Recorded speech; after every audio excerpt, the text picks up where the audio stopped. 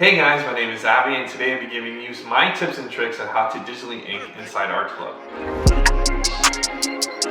Now I'm going to be using my Galaxy Note device to demo a lot of these things.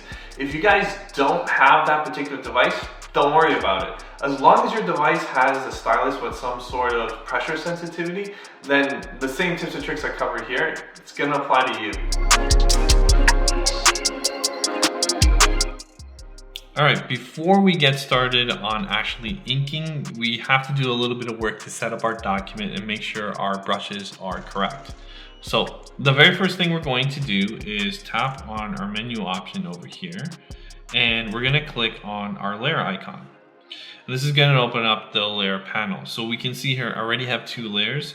One is an inking layer that I've already got started on, just to show you guys what eventually would look like. But for now, what we're going to focus on is the sketch layer. So if I tap into that, you can see here my opacity set to 100. So the first thing we're going to do is reduce the opacity to roughly around 50% of what it originally was and click the check mark to confirm that change. Then I'm going to tap into it again and go ahead and lock my layer. Now the reason why we're doing this is so that when we actually start drawing on our inking layer, this is going to create some sort of difference between the cleanup line that we're applying versus our original sketch layer. Now I do this in two ways. One is the opacity of the original sketch layer, but you can see I've also used my pencil tool for the sketch layer at a red color. This is something I do very often. It's a trick I picked up from animation. I usually use red or blue or green or purple, whatever the color you prefer for your pencil layer. And this is supposed to help you separate your original sketch layer from your cleanup lines if you're going to be using a color like black or a darker color. I'm going to tap into the layer panel one more time just to confirm that I did everything correctly. And there's one more item which I need to do, which is use the plus icon at the top here to create a new layer, and this will become our inking layer. So after tapping away from the layers panel, the next thing we got to do is make sure that we're using the right brush and our brush is set up correctly. So in order to do that, I'm going to click on the brush tool at the top left here. And I'm going to navigate over to the inking tool sets at the bottom here. And what's ironic about these tool sets is that I use none of these brushes for inking. They're great brushes. They're good for different things. For example, the chisel pen, I actually end up using a lot for doing the initial sketch of my drawing. It has a very nice feel, very much like the soft round brush on Photoshop, but none of these brushes, in my opinion, do a really good job of inking. Instead, what I do is I navigate over to the brush sets tool set, and I select the old brush option. This tool is fantastic. It does a great job of having sort of a textured feel, but also be thick and thin at the same time as having a very weighted look to the brush.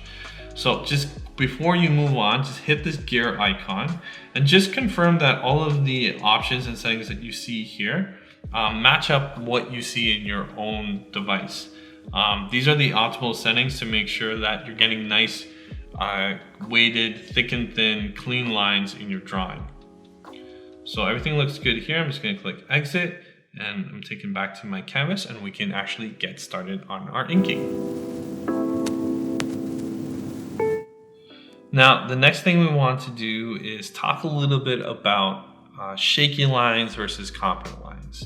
And that's probably the number one thing when it comes to looking at professional digital inks versus something that doesn't look quite right. And what a shaky line means is that, let me just zoom in a section here, and I'm going to open up my pen tool. What I see a lot of people do when they're inking for the first time or trying to clean up their artwork is that they'll do brush strokes very similar to this, where they'll just do it one section at a time and try to ink the entire shape by using a series of segmented lines and try to join them together to get that line. Now, this doesn't look the greatest. The lines are uneven. You have different weights all over the place. The thick and thinness of it doesn't really quite read too well. it looks really shaky and it doesn't look very confident. So the way to get confident lines is to, let me just go ahead and undo these lines here. Actually, just use my eraser tool.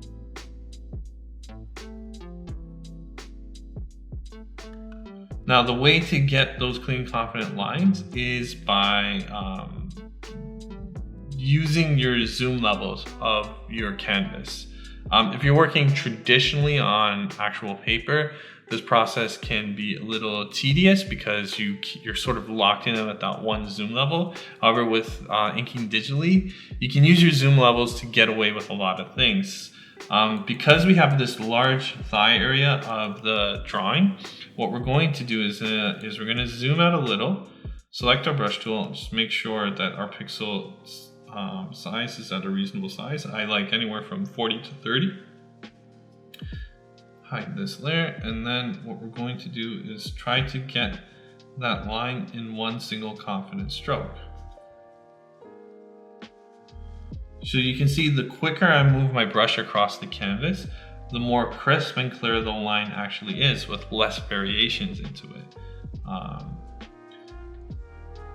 And so you can see that by adjusting my zoom level, I'm able to achieve the lines that I actually want, as well as rotating the canvas.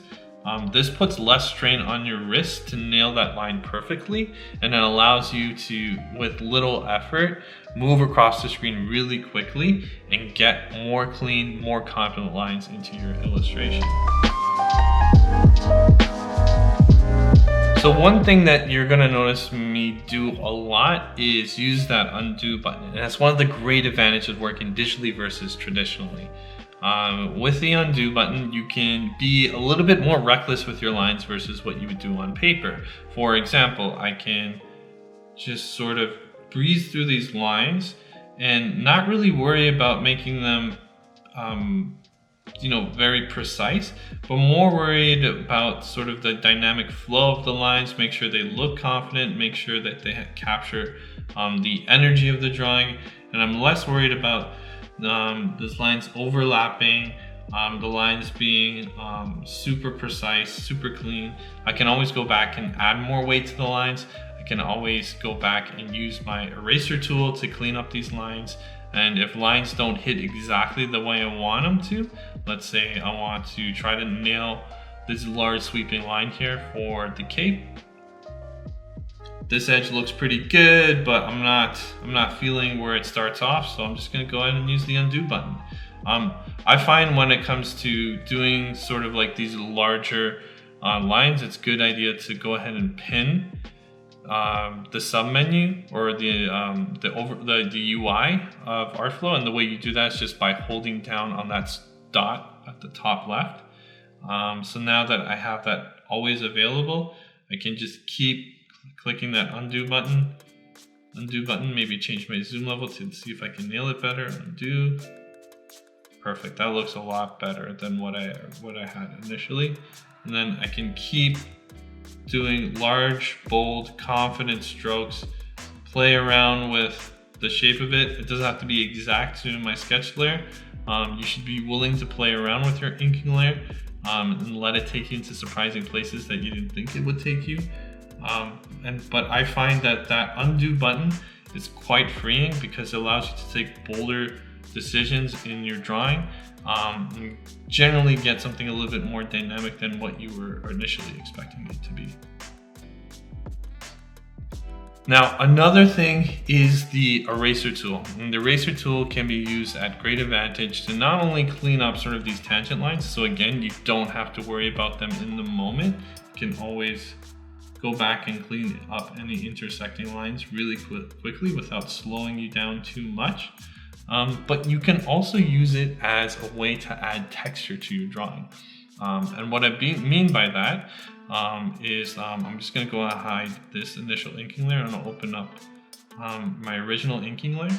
So you can see here I have some areas with a lot of blacks to them, and I'm trying to define some shapes here where it transitions from absolute black into more darker shapes. So typically this is sort of an additive experience that you have with inking. You're adding blacks to your illustration so that you can create the sense of depth. You can also work in reverse with the eraser tool, and what I mean by that is I can go ahead and select my eraser tool at the top, open up your brushes, and what's fantastic about Artflow is that it allows you to use any of the brushes in the app as an eraser brush. So if I want to go over to, let's say, one of these texture brushes, and let's use Dottie here, I can now use Dottie as my eraser tool. So if I zoom in a little here, start applying some of Dottie into these heavy inks, you can see I'm adding a little bit of texture by taking away from my inks rather than always constantly trying to add inks into the illustrations. So the eraser tool is not only good for sort of undoing some of the mistakes or cleaning up some lines, but it can actually be a fantastic tool when it comes to adding more texture to your drawings. Now, another great tool is the paint bucket tool, and this is going to help you cover large areas of your illustration to make it look more dynamic and without putting in a whole lot of effort into it.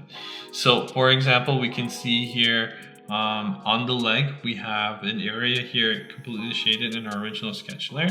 So I'm going to go ahead and define the shape with my inking tool. And then I'm going to use the paint bucket tool to fill out the rest of it. So I'm just going to quickly define that area, outline it with my inking tool, make sure that I'm closing off any significant gaps in that line. So you see here I'm outlining that section there. Make sure I have no significant gaps there. Close that off, close that off. Everything looks pretty good here. Gotta close this one off. All right, so great. So I've outlined the area that I know I want to be in black. So I'm just gonna go ahead and select the paint bucket tool, tap into the area, and you can see that it's fully shaded in. But your work's not done just yet, even though that saved you a lot of time. You still have to go back and sort of clean up some of that areas where the textured edge of your inking brush creates a little bit of a jagged line. You could use the paint bucket tool again, but I find it doesn't really do a good job. It kind of just makes your lines look pixelated after a while. So the best tool is just to quickly go over that odd looking gap there again.